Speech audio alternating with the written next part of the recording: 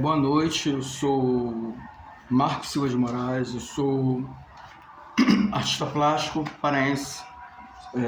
Para quem não me conhece, eu sou paraense, Marcos Silva de Moraes, paraense, sou artista plástico, músico, sou escritor, autodidata e poeta paraense.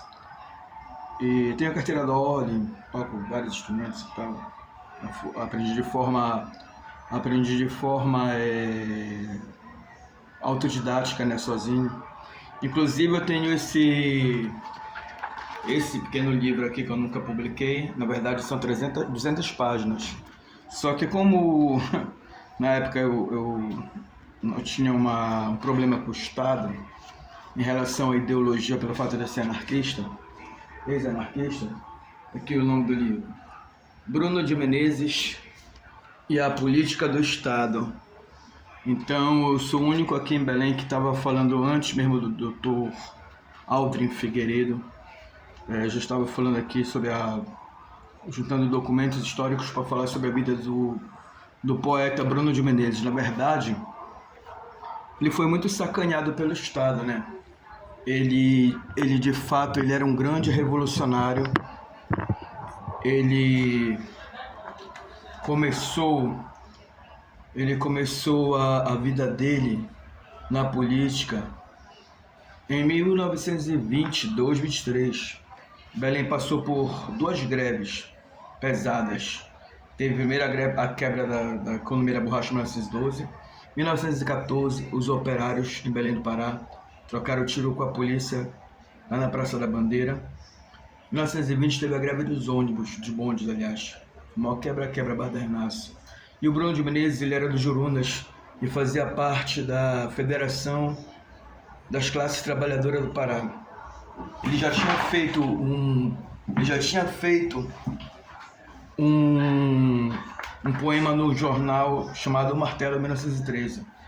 Aí o Apolinário Moreira, das cabeças intelectuais da maçonaria, viu que ele era muito inteligente e para ele não ser levado para os confins do Iapoque, lá onde era a colônia penal de Clevelândia do Norte, onde hoje é a reserva do Exército, o que aconteceu? Usaram ele, o Estado começou a utilizar ele, o lado intelectual dele e a forma política anárquica, anarcossindicalista, intelectual, para poder explorar os mecanismos de como eles poderiam crescer economicamente. E ele já queria emancipar, o Bruno, como grande intelectual, queria emancipar a classe trabalhadora em si. Ele já estudava há bastante tempo a história do cooperativismo no Estado. Aí ele fundou a revista Belém Nova, né? E funcionou de 1922, 23 a 29, eu creio, aqui, salvo engano. Então, o que ocorre? A maçonaria, os políticos republicanos, barões da borracha falida, toda essa trupe que trabalhava para o lado do Estado para poder crescer economicamente, né? Eles pegaram, simplesmente expropriaram todo o lado intelectual deles, exploraram como fosse possível. Aqui numa parte do meu livro, da introdução, tem algumas palavras do próprio Bruno no final do livro, da introdução que eu falo. Aqui ele fala exatamente como se fez essa expropriação intelectual, na introdução aqui, né? Quem foi Bruno de Menezes? Poeta, escritor, funcionário público, folclorista, servindo no Tesouro do Estado, trabalhou na Secretaria de Agricultura, foi diretor do Departamento Estadual de Cooperativismo, acadêmico da Academia Paraense de Letras, onde chegou a ser presidiu. Pertenceu ao Instituto Geográfico do Pará, etc. Enfim, Bruno de Menezes foi um dos maiores intelectuais da cidade de Belém do Pará. Fundou em 1923 a revista Belém Nova, que durou até 1929, que junto com outros intelectuais da época, para colocar o estado do Pará no mapa do modernismo de 1922. Bruno foi tudo isso e muito mais. Mas o que ninguém sabe, pelo menos, é que o Estado nega veementemente, é que Bruno tem adquirido todo o seu profundo conhecimento filosófico, cultural e educacional através da sua árdua luta de 1913 a 1923, dentro da militância política do anarcossindicalismo, onde foi orientado através da cultura libertária da Escola Francisco Ferrer, no bairro dos Jurunas, fundada pela Federação das Classes Trabalhadoras do Pará, fechada pela Polícia Política de Lauro Sodré, Nina Sodré, né? Seus primeiros jornais nanicos, operários, onde escreveu e colaborou com o Martelo, A Voz do Trabalhador, etc., são as mais contundentes provas do desenvolvimento intelectual da escrita livre, catedrática, crítica e racional. São, sem sombra de dúvidas, o porvir que seria o caráter forte e a personalidade inabalável de um ser humano que venceu a pobreza e construiu para o Estado do Pará o sistema cooperativista desenvolvido por ele nas primeiras 2 décadas da República do século passado, no Estado do Pará. O sonho de Bruno era que o sistema cooperativista fosse dominado pela classe trabalhadora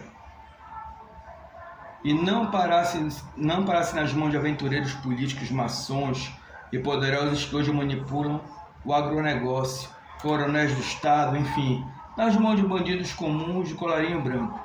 O passado subversivo de anarcossindicalista de Bruno de Menezes foi perdoado pela maçonaria que lhe estendeu a mão, que em troca de sua inteligência e consciência elevadíssima, Bruno, em troca dessa gratidão política fascista do Estado, teve que se aprofundar em seus conhecimentos sobre o sistema cooperativista e entregar de mão beijada para um trabalho árduo de anos e anos para os políticos do Estado da República do século passado, em vez de como sonhara para a classe trabalhadora e emancipá-los.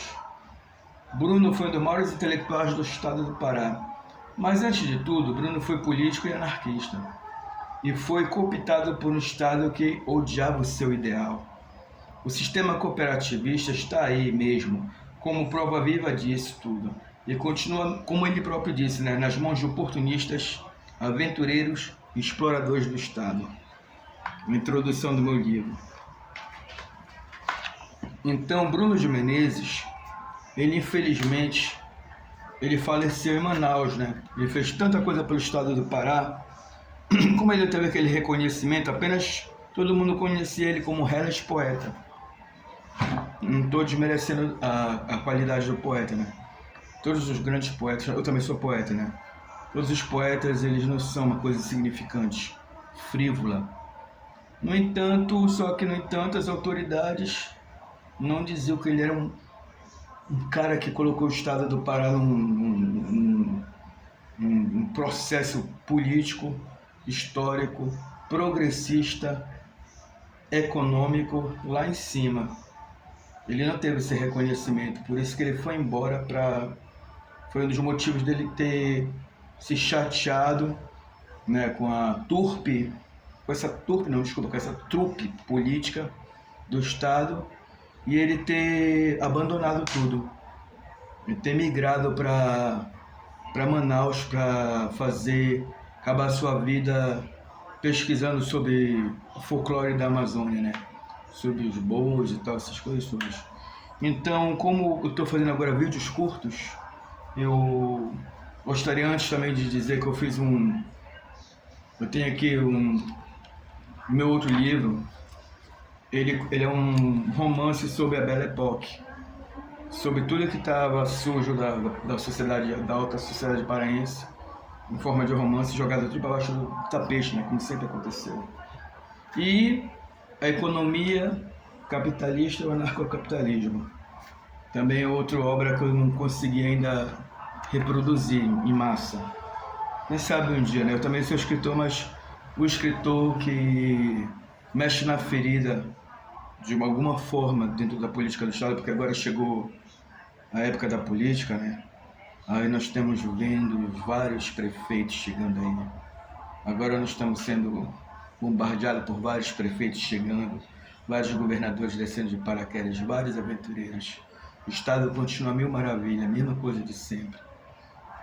Eu que trabalho na área de cultura, vejo que a educação e a cultura sempre sendo atacadas impiedosamente. Inclusive, eu cheguei a colaborar para o Sindicato dos Músicos. Eu denunciei que roubaram minhas músicas. E eu denunciei também que roubaram várias músicas, vários amigos meus compositores. Ninguém fez nada, tudo ficou Deus dará. E tudo continua uma mil maravilha, falando ironicamente. E, infelizmente, esse é o estado do Pará. Onde tomou tacacá, bateu murrinha, tomou açaí e ficou. E tudo fica mil maravilhas. A exploração do homem sobre o homem. E o governo, com a mão pesada, sempre em cima da sociedade. Boa noite.